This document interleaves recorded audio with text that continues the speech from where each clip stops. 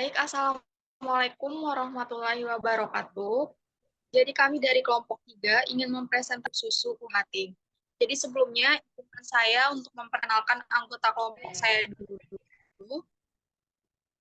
Dimulai dari saya sendiri, Amanda Tasya. Selanjutnya ada Atika Sari Hairunisa, Fetia Putri Anggraini, Maulia Alinasari, dan juga Siti Nuriska. Untuk mempersingkat waktu, marilah kita mulai untuk pembacaan materi pertama akan disajikan oleh penyaji pertama. Kepadanya dipersilahkan.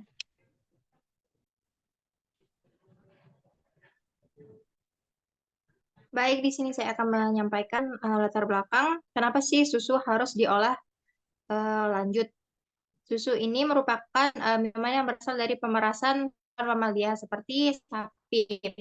Susu segar ini mengandung gizi yang tinggi yang diperlukan untuk pertumbuhan badan.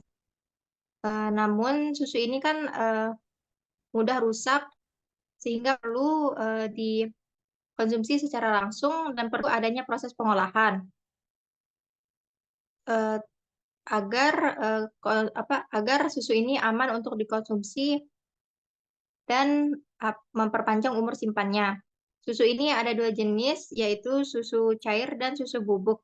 Next.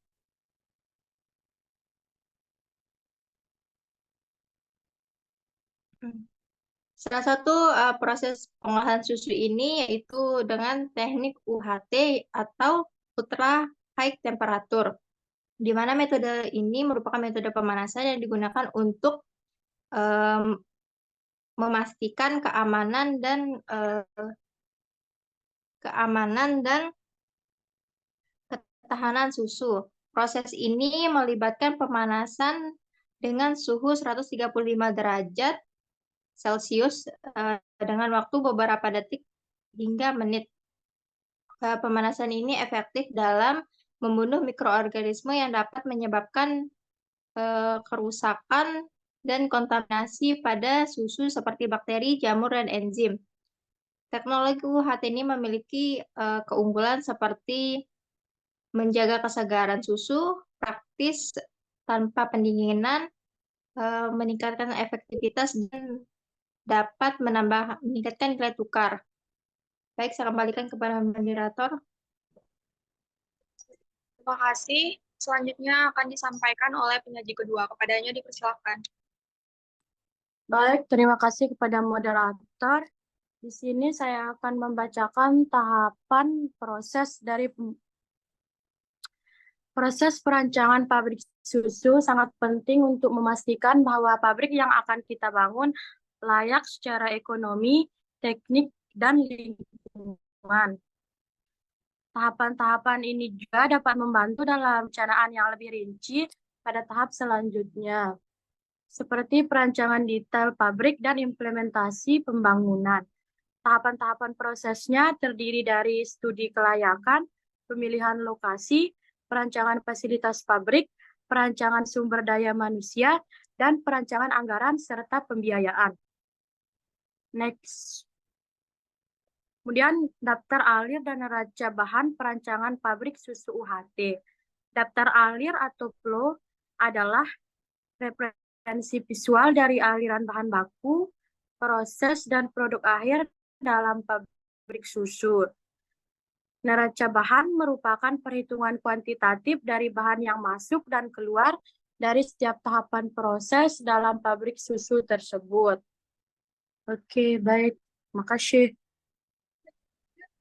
Terima kasih. Selanjutnya akan disampaikan oleh penyaji ketiga. Kepadanya dipersilahkan. Oke, baik. Di sini saya akan menjelaskan bagaimana pemilihan peralatan untuk perancangan pabrik susu, di mana bertujuan untuk memastikan efisiensi dan keamanan proses. Di sini ada beberapa tahapan pemilihan peralatan, yaitu ada identifikasi kebutuhan proses, ada pertimbangan persyaratan higienitas, ada evaluasi efisiensi energi, pertimbangan biaya dan perawatan, dan memenuhi standar dan regulasi dan konsultasi dengan pemasok dan ahli. Oke, di sini ada beberapa pemilihan perencanaan tata letaknya. Oke, yang pertama itu ada analisis aliran proses yang dimana kita identifikasi urutan proses produksi mulai dari penerimaan bahan baku hingga pengemasan produk akhir. Yang kedua ada pengelompokan area fungsional yang dimana kita mengelompokkan area-area dan fungsi serupa seperti area penerimaan bahan baku, area pengolahan, area pengemasan, dan area penyimpanan. Selanjutnya ada mempertimbangkan prasyarat higienitas. Di sini tuh ada pemisahan area produksi dari area non produksi, maksudnya dari kantor, bengkel, dan lain-lain, untuk meminimalkan risiko kontaminasi. Selanjutnya ada memfasilitasi aliran pekerjaan dan peralatan, di mana di situ kita merancang koridor dan jalur lalu lintas yang cukup lebar untuk memudahkan perpindahan pekerja, peralatan, dan bahan. Dan yang terakhir itu ada mempertimbangkan ekspansi masa depan. Maksudnya itu adalah rencanakan tata letak yang fleksibel dan memungkinkan untuk ekspansi di masa depan atau mempertimbangkan kemungkinan penambahan area produksi atau fasilitas baru. Oke, di sini ada desain atau teknik sanitasi.